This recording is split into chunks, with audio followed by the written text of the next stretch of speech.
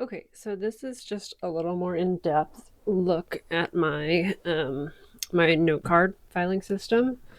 And yeah, like I said in the last video, this is all based on the antinet Zettelkasten from Scott Shepper. I have adapted it to fit my needs, but I still use kind of the same basic format. So these are my main boxes. Um, this is my index, or sorry, this is my bib box, and so this is where I keep my bib cards with notes from reading primary sources, all filed by author's last name. I don't just use bib cards for books. I also will use them for things like online courses, podcasts, YouTube videos, even in-person seminars and things like that. Sometimes I'll take notes on a bib card. So this is all of that, like primary. Oh, that one doesn't have any notes on it because that's one that a lot is based on. But right here, right. And then so there's that. That's pretty simple. And then my index is in this cute little like wooden recipe card box, and I also keep like some extra dividers and stuff back here. And then yeah, each index card, just like is described in the book, I pretty much follow his system to a T for like main topics and things like that. That lives over there. And then yeah, back to the main boxes.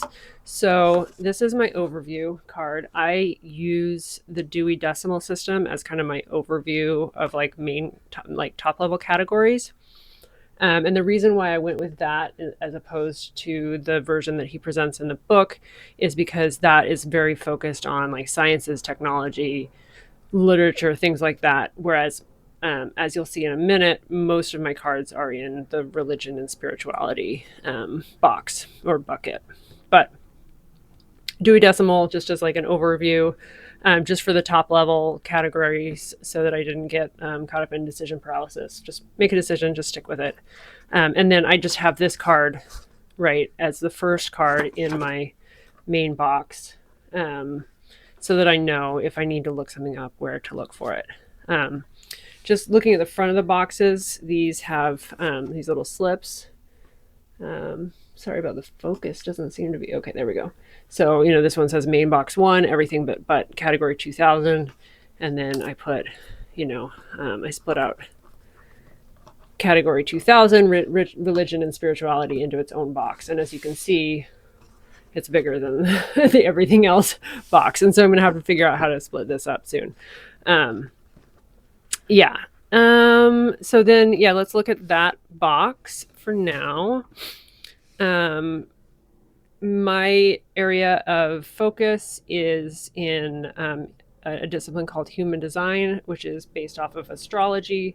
And so I have within the 2000s, I have a like a top level card at 2500 for what I call astromancy. So that's astrology, human design, the gene keys, everything that falls under the category of a discipline based on positions of the planets.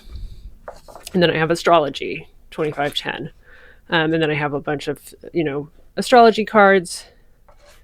Not as much because that's not the area of my current focus. And then at human design, I have 2550. And then I use these everywhere you see them. They're not numbered. These are just placeholders. So I can ditch them. I can put them in. I can relabel them. Like you can see these ones have been relabeled back here. These are not a structural part of the system. They're just kind of like bookmarks. And then, yeah, so we've got the human design section, which is 2550, but that's going to go, right, because this is my area of obsession. That goes in, and then the gene keys is kind of part of it. So that goes all the way through 2590. And then we start to get into some unnumbered cards here in the back. And I will talk about these in a few minutes. So I will post a deeper dive on these cards here inside the course. But this video that I'm recording right now, I'm also going to share with people inside the incubator within Scott's community. So I'm not going to go too deep into the centers there.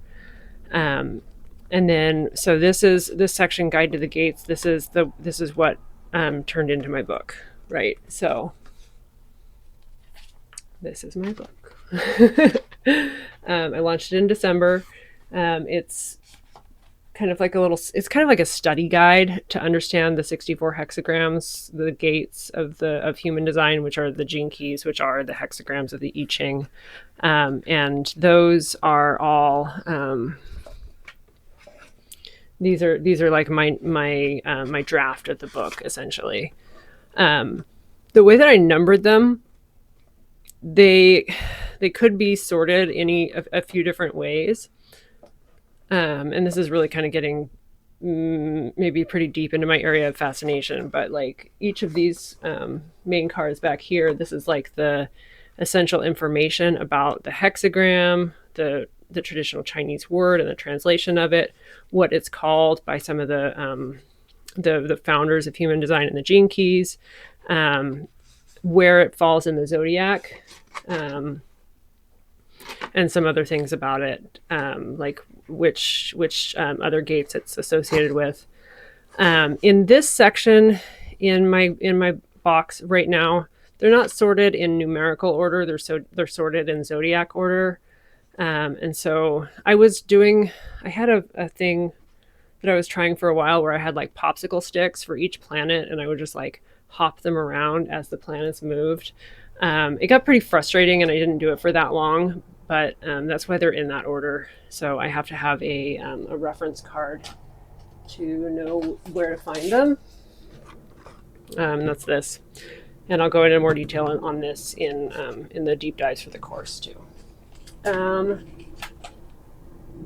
Yeah, and then like I said, I have some stuff back here that this is from a course that I taught last fall. I didn't actually number these. I just kind of kept it all together, and it's in the back. It's part of, it's close to its relevant section, but also far enough away that it doesn't like take up too huge of chunks. And then this section back here, these are transit events. So this is from October of 2024. And I write these by hand at the beginning of each month so that I can share them in my newsletter, and so that I can have them posted on my board back there. You can see behind the iPad.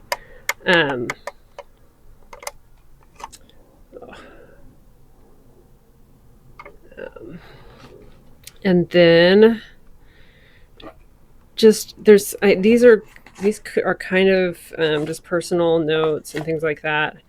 Things that came across in meditations and dreams that I might want to use at some point. And then some like business stuff, check-ins and things like that. So that's the 2000s box.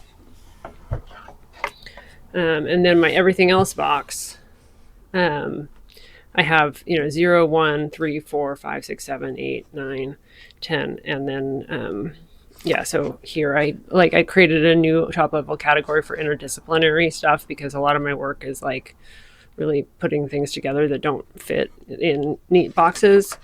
So I have sections for like other programs from other teachers that I'm learning from.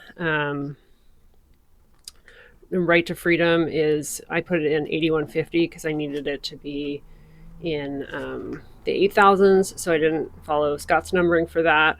I have other courses that I'm taking, a history section, interdisciplinary stuff, some habit trackers that I was doing for a while, and then at the back here, this is where I have people. So these are like clients that I'm not going to pull any of these out because I don't want to show anybody's PII, but they're sorted by alphabetical by last name.